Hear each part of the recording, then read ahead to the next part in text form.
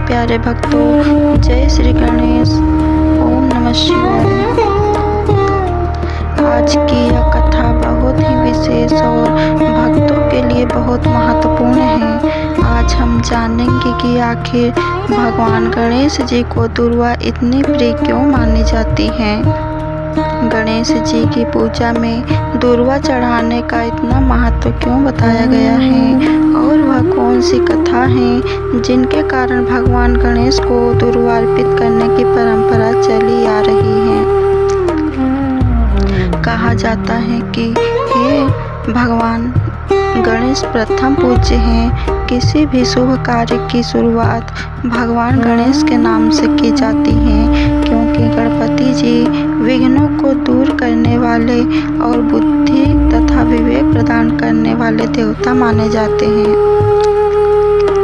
भक्तों, आज की कथा को अंत तक जरूर सुनिएगा, क्योंकि कथा के अंत में हम यह भी जानेंगे कि भगवान गणेश जी को दुर्वा अर्पित करते समय किस प्रकार का स्मरण करना चाहिए। तो आइए बिना देर किए भगवान श्री गणेश जी का ध्यान करते हैं।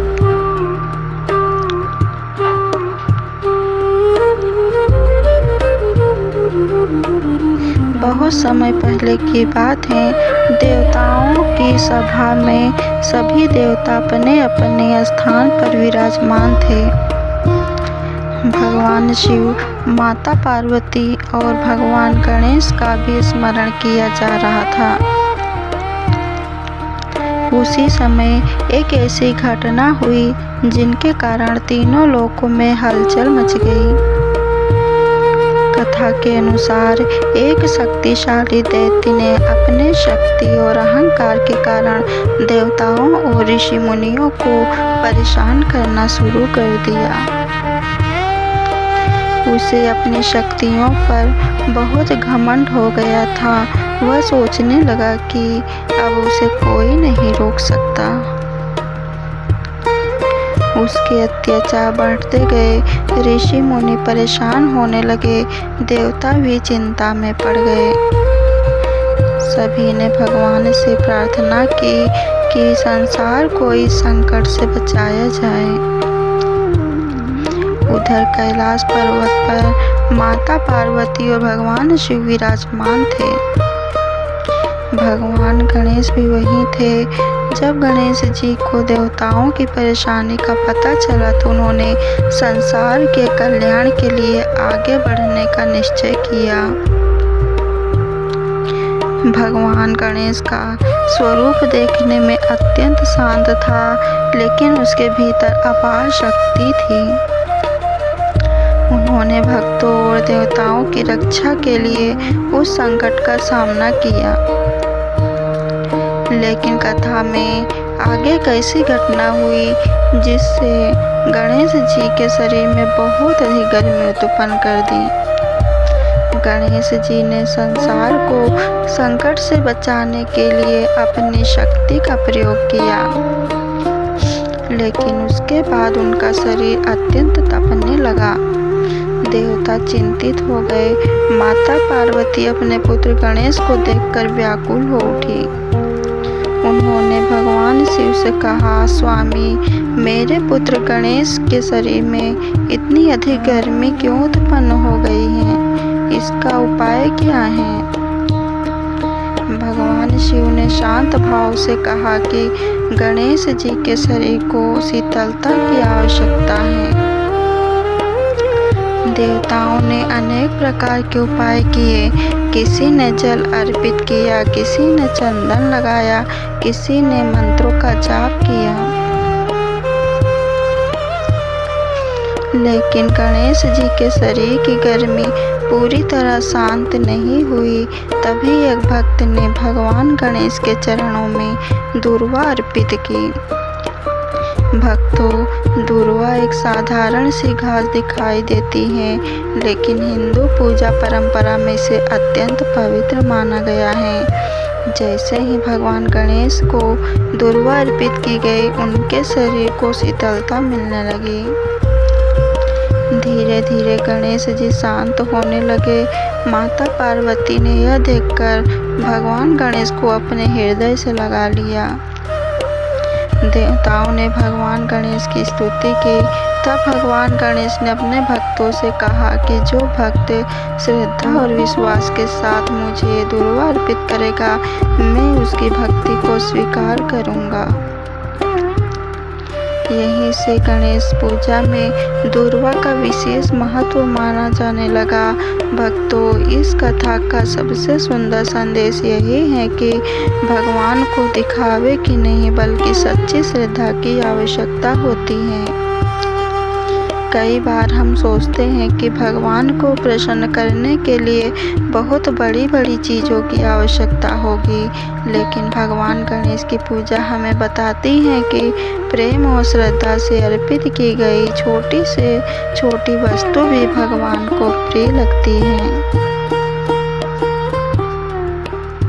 दुर्वा बहुत साधारण होती है। यह जमीन पर आसानी से उग जाती हैं। इसे किसी महंगे सामान की आवश्यकता नहीं होती, लेकिन यही साधारण दुर्वा भगवान गणेश को अत्यंत प्रिय मानी जाती है। इसमें हमारे जीवन के लिए बहुत बड़ा संदेश छिपा है। हमें किसी भी व्यक्ति को उसके बाहरी रूप या उसकी संपत्ति देखकर छोटा नहीं समझना चाहिए, क्योंकि ईश्वर के सामने सबसे बड़ा धन हमारी श्रद्धा, अच्छे कर्म और हमारा सच्चा मन है। अब कथा को थोड़ा और बढ़ाते हैं। इस बार एक गरीब भक्त भगवान गणेश का बहुत बड़ा भक्त था। उसके पास धन नहीं था, घर में ज़्यादा सामान भी नहीं थे, लेकिन उसके मन में गणेश जी के लिए अपार श्रद्धा थी। वह प्रतिदिन सुबह उठकर अपने घर के पास से कुछ दुर्वा लाता और भगवान गणेश को श्रद्धा से अर्पित करता। हाथ जोड़कर कहता, हे गणपति महाराज, मेरे पास आपको देने के लिए कुछ नहीं है। मेरे पास केवल यह दुर्वा और मेरा विश्वास है। आप मेरी इस छोटी सी भेंट को स्वीकार कर लीजिए। वह भक्त कभी भगवान से धन नहीं मांग रहा था। वह केवल इतना कहता था, हे गणेश, मुझे इतनी शक्ति देना कि मैं सही और गलत के अंतर समझ सकूं। दिन बीतते गए, उस भक्त की परिस्थितियां धीरे धीरे बदलने लगी, लेकिन सबसे महत्वपूर्ण बात यह थी कि उसके मन की श्रद्धा कभी नहीं बदली। वह पहले भी गणेश जी को दुर्वा अर्पित करता था और बाद में भी करता रहा। यह पूजा हमारे मन को शांत करने, अच्छे कर्म करने और ईश्वर के प्रति विश्वास बनाए रखने का माध्यम भी है। इसीलिए जब भी आप गणेश जी की पूजा करें तो केवल अपनी परेशानियां मत बताइए, भगवान को धन्यवाद भी दीजिए।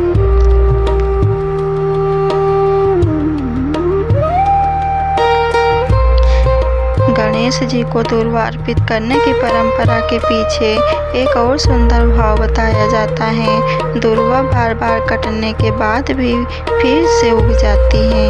इसी कारण इसे जीवन में धैर्य और फिर से उठ खड़े होने की भावना से भी जोड़ा जाता है।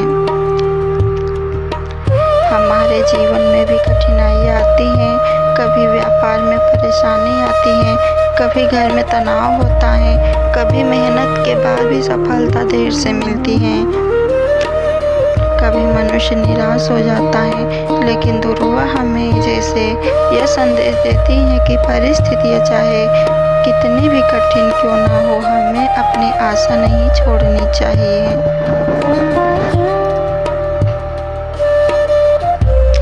इसलिए जब जीवन में कोई परेशानी आए तो केवल चिंता के बजाय शांत मन से रास्ता खोजिए, भगवान से प्रार्थना कीजिए और अपने कर्म करते रहिए।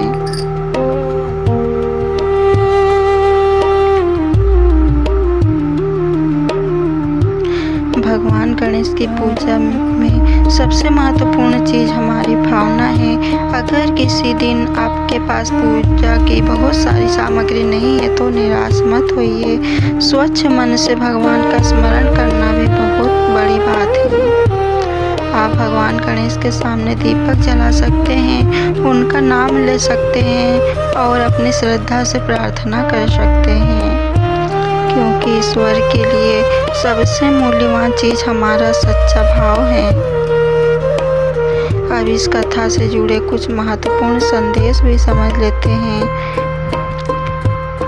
कि जीवन में चाहे कितनी भी परेशानी आए, हमें अपना धैर्य नहीं खोना चाहिए। अगर आप भी भगवान गणेश के भक्त हैं तो आज मन में गणपति बप्पा का स्मरण जरूर करिए। अपनी आंखें बंद कीजिए और मन में भगवान गणेश का सुंदर स्वरूप याद कीजिए। जो भक्त इस कथा को श्रद्धा से सुन रहे हैं उनके जीवन में सुख और शांति बनी रहे। जो परेशान हैं उन्हें हिम्मत मिले, जो मेहनत कर रहे हैं उन्हें सही दिशा मिले, जो अपने जीवन में किसी कठिन परिस्थिति से गुजर रहे उन्हें धैर्य मिले और सभी के घर परिवार में प्रेम और सद्भाव बना रहे।